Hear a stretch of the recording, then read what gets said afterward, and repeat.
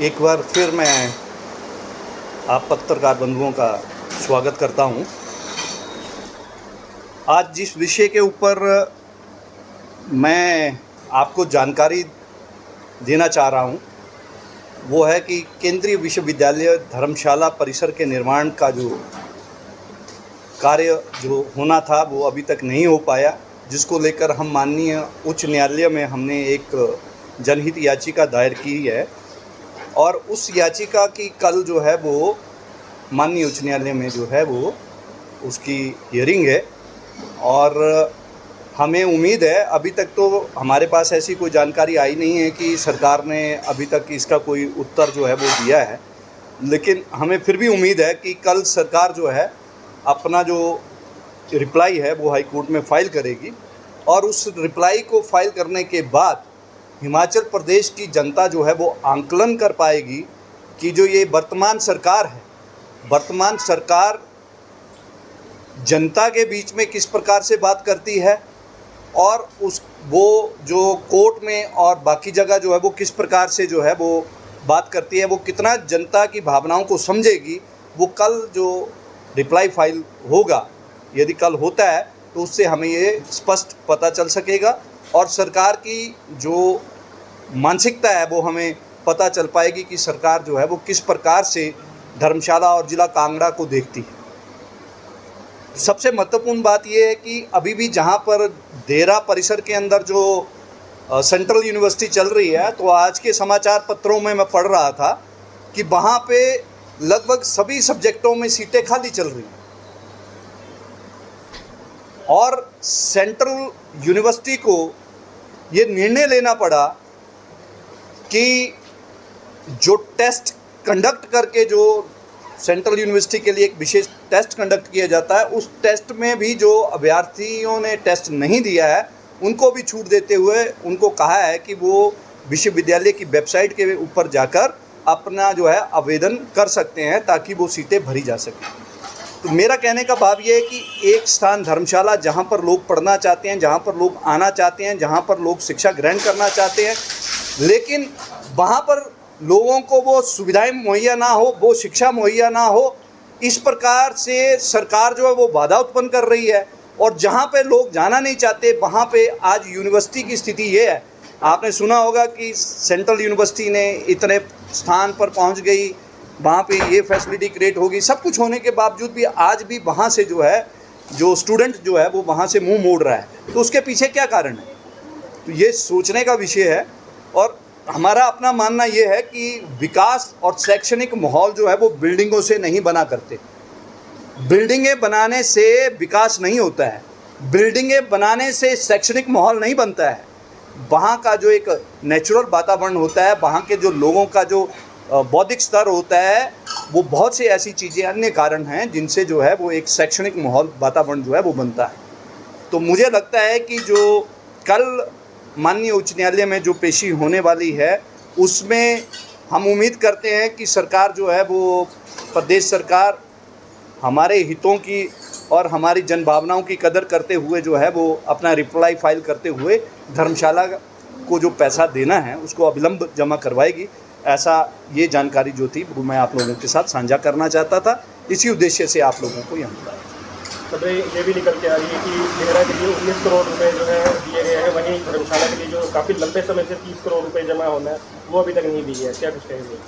देखिए, मैं वही बात कह रहा हूँ कि एक जगह वो है जहाँ पे न्यूज़पेपर के माध्यम से लिखा गया था कि 21 करोड़ रुपया जल आपूर्ति के लिए सेंट्रल यूनिवर्सिटी की जो डिमांड है उसके लिए वहाँ पर पैसा दिया जा रहा है, वो स्टेट गवर्नमेंट दे रही है। दूसरी तरफ 30 करोड़ रुपया धर्मशाला के लिए देना है, इंफ्रास्ट्रक्चर के लिए, यहाँ जल आपूर्ति और बाकी चीज़ों के लिए जो बेसिक एमिनिटीज़ हैं यहाँ हैं, उनको बिल्डअप करने की इतनी ज़्यादा आवश्यकता नहीं पड़ेगी।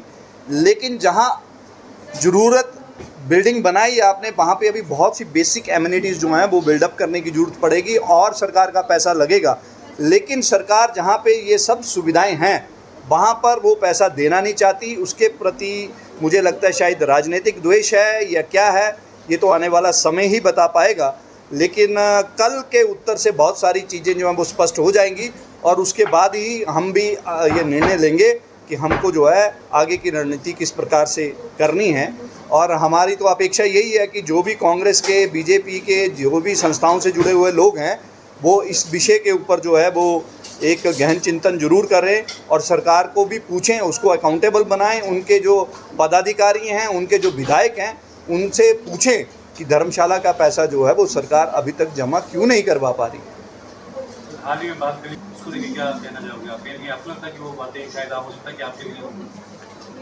देखिए, जो जैसा आप पूछ रहे हैं इसलिए मैं बता रहा हूँ, अदरवाइज़ मैं इस बात के ऊपर कोई कमेंट अभी करना नहीं चाहता था।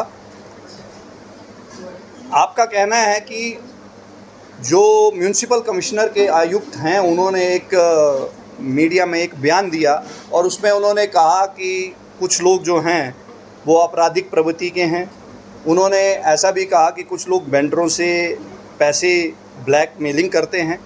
तो इस संदर्भ में तो मैं वैसे अभी कोई टिप्पणी नहीं करना चाहूँगा और मैं ये बड़ा स्पष्ट करना चाहता हूँ कि इसके ऊपर जिस प्रकार से उन्होंने चर्चा शुरू किया उसी प्रकार से मैं भी आने वाले समय में, क्योंकि आपने अभी ये प्रश्न पूछा है, वैसे मुझे ऐसा लगता है कि वो हमारे संदर्भ में नहीं कहा गया है। एक जर्नल उन्होंने एक वक्तव्य दिया है कि जैसे बोल दिया कि सभी वकील तो कई होते हैं, एडवोकेट्स कई हैं, अब सभी वकील ऐसे होते हैं, तो वो नहीं। और वो जिस रिस्पॉन्सिबल चेयर पे बैठे हैं और जो उनके कंडक्ट रूल बोलते हैं वो कंडक्ट रूल फैक्ट वेरीफाई होने चाहिए। तो मुझे लगता है कि शायद उन्होंने ये सारे के सारे फैक्ट वेरीफाई किए होंगे, अथेंटिक किए होंगे, उसके बाद ही उन्होंने ये स्टेटमेंट दी होगी। तो इसके पीछे क्या कारण रहे हैं उसको देख के हम भी इसके ऊपर मंथन करेंगे और बड़ी जल्दी फिर मैं आप लोगों से मिलूँगा और जो साइटें हैं उन्हीं साइटों के ऊपर जाके वहीं पे स्पॉट से जो है वो हम आप लोगों के माध्यम से बात करेंगे आने वाले समय में। लेकिन मुझे लगता है कि ये जो है वो एक जर्नल उन्होंने कहा है, जैसे मैं बोलता हूँ तो मैं जब भी बोलता हूँ मैं कहता हूँ कि डिप्टी कमिश्नर कांगड़ा का जो कैंप ऑफिस है उसमें काम हुआ, मैं तो डायरेक्ट नाम दे के बोलता हूँ। डिविजनल जो अपने म्यूनिसिपल कमिश्नर हैं उनके रेजिडेंस पे काम हुआ, तो मैं डायरेक्ट बोलता हूँ। तो अगर उन्होंने ऐसा कुछ बोलना होता तो वो शायद मेरा नाम डायरेक्ट लेके बोलते।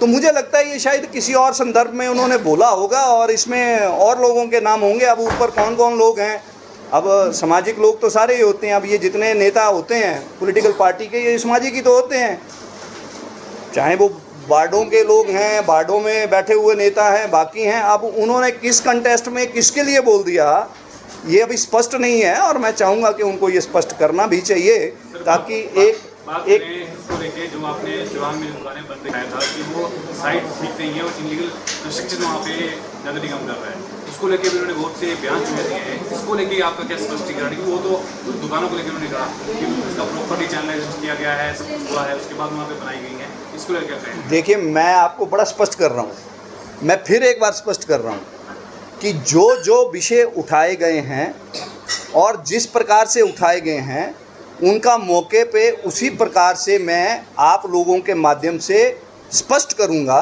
और तथ्य भी उजागर करूंगा और उसके पीछे की सोच भी उजागर करूंगा। वो सारे तथ्य मैं आपको बताऊंगा। अब जैसे हल्का सा आपने बोला तो उसको थोड़ा सा मैं बता देता हूं कि वो कहते हैं कि नगर निगम ने नाली के ऊपर, अरे भाई ऊपर से मैं वहाँ का लोकल हूँ, मैं वहीं पे पला बड़ा हूँ, मुझे मालूम है कि वहाँ की परिस्थितियाँ क्या हैं।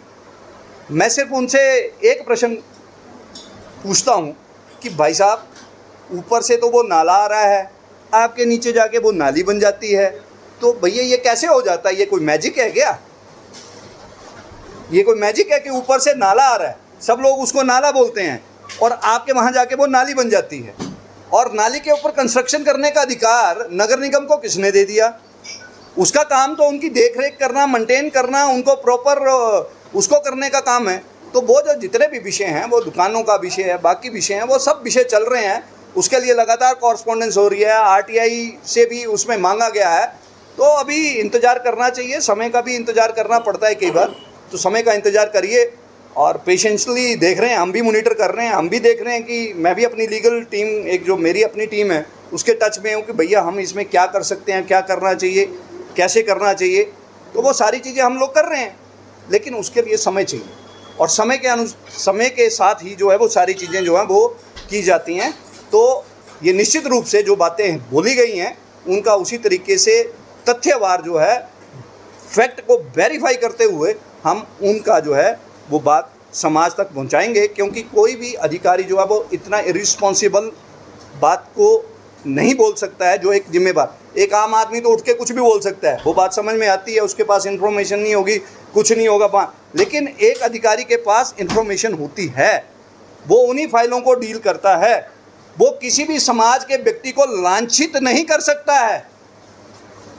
और जो स्टेटमेंट्स हैं वो कहीं ना कहीं लांछित करने का प्रयास किया गया है, तो किसी को लांछित नहीं किया जा सकता। ऑफिशियली आप किसी को लांछित नहीं कर सकते हैं।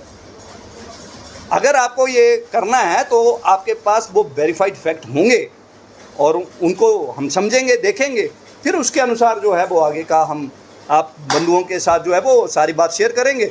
और बड़ी जल्दी मैं ये भी कहना चाहूँगा कि शायद मैं आपको 1-2 दिनों में, क्योंकि मेरी बहुत ज़्यादा व्यस्तताएं हैं, इस कारण से मैं उतना समय नहीं दे पा रहा हूँ। मुझे बहुत से लोगों ने भी बोला कि भैया बहुत सारी चीज़ें ये आ रही हैं तो आपको इसके क्या कहना है। अच्छा हुआ आपने पूछ लिया, इसलिए मैंने बता दिया, नहीं तो अभी मेरा उद्देश्य ये बताने का नहीं था।